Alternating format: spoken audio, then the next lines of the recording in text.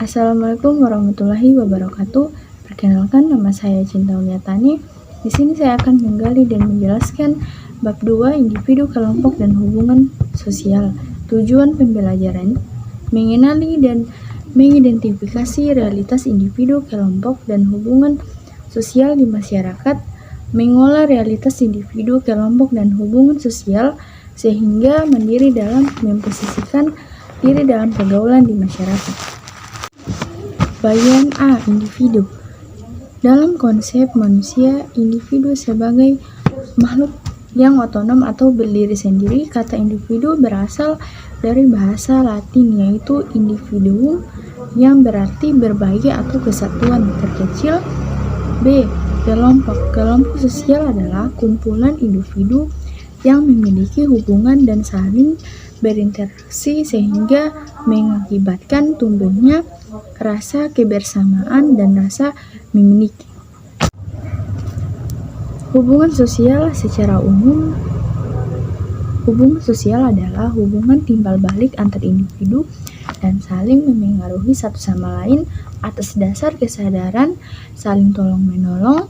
Unsur yang mendasari hubungan sosial adalah interaksi sosial. Yang kedua adalah hakikat interaksi sosial. Manusia secara kodrat adalah makhluk sosial. Di dalam dirinya terdapat hasrat untuk berkomunikasi, bergaul, dan bekerja sama dengan manusia lain. Karena itulah interaksi dengan orang lain merupakan kebutuhan mendasar dalam diri manusia. Syarat-syarat terjadinya interaksi sosial. Sifat-sifat kontak sosial terbagi atas dua, yaitu kontak sosial dapat bersifat positif dan negatif. Kontak sosial positif mengarah pada kerjasama, sedangkan kontak sosial negatif mengarah pada pertentangan atau konflik.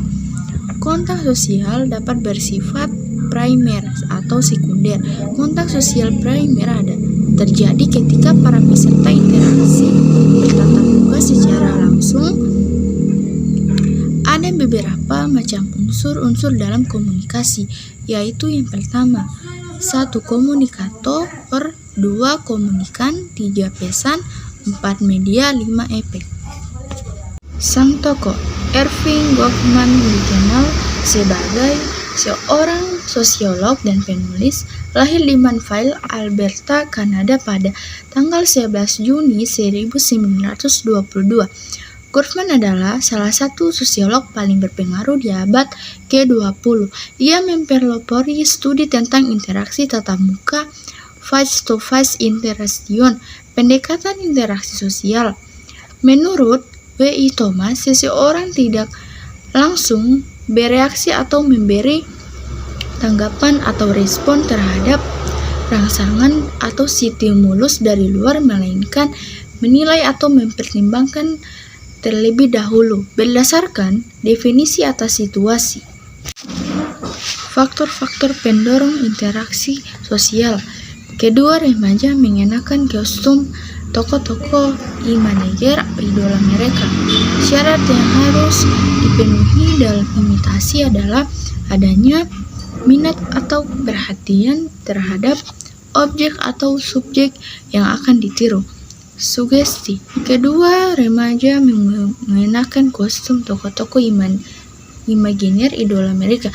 Syarat yang harus dipenuhi dalam imitasi adalah adanya minat atau perhatian terhadap objek atau subjek yang akan ditiru. Identifikasi berlangsung secara sengaja atau tidak sengaja. Contohnya, pemain bulu tangkis junior memiliki pemain idola. Setiap kali idolanya bertanding, ia akan mengamati secara cermat bagaimana gaya dan strategi bermain idolanya.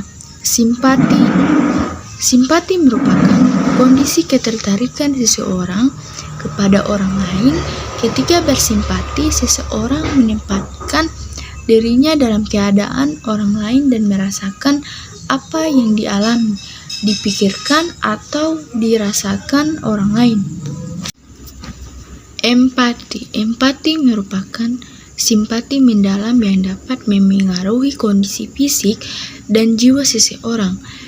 Bentuk-bentuk interaksi sosial, kerjasama didefinisikan sebagai suatu usaha bersama antar individu atau kelompok untuk mencapai tujuan bersama. Akomodasi. Bentuk-bentuk akomodasi terbagi atas 15. 1. Koersi, 2. Arbitrase, 3. Konsiliasi, 4. Stalimate, 5. Segregasi, 6. Subjugation, 7. Minority consent, 8. Gebetan senjata, 9. Kompromi, 10. Mediasi, 11. Toleransi, 12. Adjudikasi, 13. Eliminasi, 14. Keputusan mayoritas, 15. Konversi. Asimilasi adalah pembaruan dua unsur yang berbeda akan menghasilkan suatu unsur yang baru. Contohnya, warga Tionghoa di Surabaya menggunakan bahasa Jawa dengan logat Surabaya yang kental, sehingga bahasa ibu mereka tidak lagi tampak. Akulturasi adalah berpadunya dua kebudayaan yang berbeda dan membentuk suatu kebudayaan baru dengan tidak menghilangkan ciri kepribadian masing-masing. Contoh akulturasi adalah Candi Borobudur yang merupakan perpaduan antara kebudayaan India dan kebudayaan Indonesia. Proses sosial yang bersifat positif. Proses disosiatif atau oposisi dibedakan ke dalam 3 bentuk, yaitu persaingan, kontravensi, dan pertentangan. Pertandingan sepak bola merupakan contoh persaingan secara damai dan sportif atau fair play. Hubungan individu dan kelompok. Macam-macam hubungan individu dan kelompok. 1. Hubungan sosial antar individu. 2. Hubungan sosial antara individu dengan kelompok. 3. Hubungan sosial antar kelompok. Hubungan antara keteraturan sosial dan interaksi sosial. Tahapan proses terbentuknya keteraturan sosial. 1. Tertib sosial, 2. Order, 3. Keajekan, 4. Pola.